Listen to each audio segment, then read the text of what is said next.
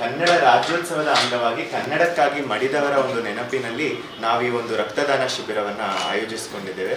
ಇದಕ್ಕೆ ಇವತ್ತು ನಮ್ಮ ಜೊತೆ ಉಪಸ್ಥಿತರಿರುವಂಥವರು ಶಾಸಕರಾದ ಎಚ್ ಟಿ ತಮ್ಮಯ್ಯ ಅವರ ಅನುಪಸ್ಥಿತಿಯಲ್ಲಿ ಅವರ ಶ್ರೀಮತಿಯವರಾದ ಮಂಗಳ ತಮ್ಮಯ್ಯ ಅವರಿದ್ದಾರೆ.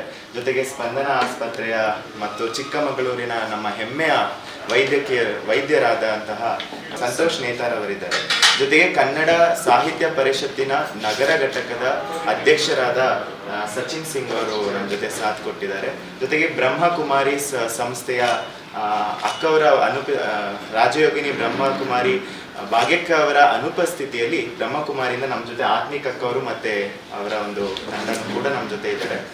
ಈ ಕಾರ್ಯಕ್ರಮವನ್ನು ನಾವು ಆಯೋಜಿಸಿರೋದು ಏನಕ್ಕೆ ಅಂದರೆ, ನಾವು ಒಂದು ತಿಂಗಳು ನಮ್ಮ ಸಂಸ್ಥೆಯಿಂದ ಕನ್ನಡ ರಾಜ್ಯೋತ್ಸವ 20ನೇ ಕನ್ನಡ ರಾಜ್ಯೋತ್ಸವಕ್ಕೆ ಯಾರ ಒಂದು ಹೆಸರುಗಳನ್ನು ನಾವು ಕೇಳಿರಲ್ಲ, ಕನ್ನಡಕ್ಕಾಗಿ ದುಡಿದು ಕನ್ನಡಕ್ಕಾಗಿ ಜೀವನ ಮಾಡಿರ್ತಾರೆ ಅಥವಾ ಆ ಒಂದು ಏಕೀಕರಣದ ಸಮಯದಲ್ಲಿ ಹೋರಾಡಿದ್ದಾರೆ, ಈ ಥರದವ್ರದ್ದು ಒಂದು ನೆನಪಿನಲ್ಲಿ ನಮ್ಮ ಸಂಸ್ಥೆಯಿಂದ ಒಂದು ವಿಚಾರ ಸಂಕಿರಣವನ್ನು ಮಾಡ್ತಾ ಹೋದ್ವಿ.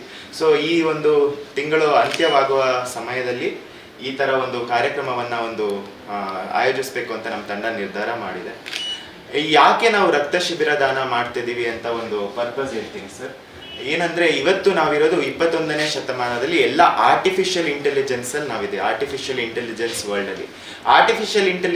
ಅಲ್ಲಿ ನಾವು ಎಲ್ಲದನ್ನು ಕ್ರಿಯೇಟ್ ಮಾಡ್ಬೋದು, ಆದ್ರೆ ರಕ್ತವನ್ನ ಮಾತ್ರ ನಾವು ಆರ್ಟಿಫಿಷಿಯಲ್ ಆಗಿ ಮಾಡೋಕ್ಕಾಗಲ್ಲ. ಆ ಥರ ಏನಾದರೂ ರಕ್ತ ಮಾಡೋದಿದ್ರೆ ನಮಗೆ ಈ ಒಂದು ಶಿಬಿರದ ಅವಶ್ಯಕತೆ ಇರಲಿಲ್ಲ.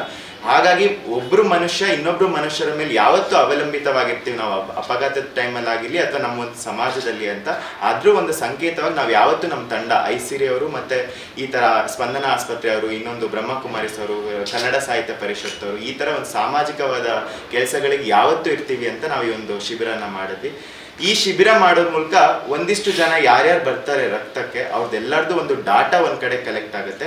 ಇದಕ್ಕೆ ನಮಗೆ ಬೆಂಬಲವಾಗಿ ನಿಂತಿರುವಂಥದ್ದು ಆಶಾ ಜ್ಯೋತಿ ಬ್ಲಡ್ ಬ್ಯಾಂಕ್ ವಾಲಂಟಿಯರ್ ಗ್ರೂಪ್ ಅವರು. ಇದು ಶಿವಮೊಗ್ಗದಲ್ಲಿ ಬೇಸ್ಡ್ ಆಗಿರುವಂತಹ ಒಂದು ಆಶಾ ಜ್ಯೋತಿ ಬ್ಲಡ್ ಬ್ಯಾಂಕ್ ಅವ್ರದ್ದು. ಅವರು ಈ ಸಂಪೂರ್ಣ ವ್ಯವಸ್ಥೆಯನ್ನ ಆಯೋಜಿಸಿದ್ದಾರೆ. ಹಾಗಾಗಿ ಎಲ್ಲರಿಗೂ ಮತ್ತೊಮ್ಮೆ ಧನ್ಯವಾದಗಳು. ಹೆಚ್ಚಿನ ಸಂಖ್ಯೆಯಲ್ಲಿ ಮುಂಬರುವ ದಿನಗಳಲ್ಲೂ ನಾವು ಮಾಡ್ತಿರೋ ಇಂತಹ ಶಿಬಿರಕ್ಕೆ ನೀವೆಲ್ಲರೂ ಸಾಥ್ ಕೊಡಬೇಕು. ಈಗ ಒಂದೆರಡು ಅಭಿಪ್ರಾಯಗಳನ್ನು ನಮ್ಮ ಜೊತೆ ಇರುವಂತಹ ಗಣ್ಯ ವ್ಯಕ್ತಿಗಳಿಂದ ತಿಳ್ಕೊಳ್ಳೋಣ.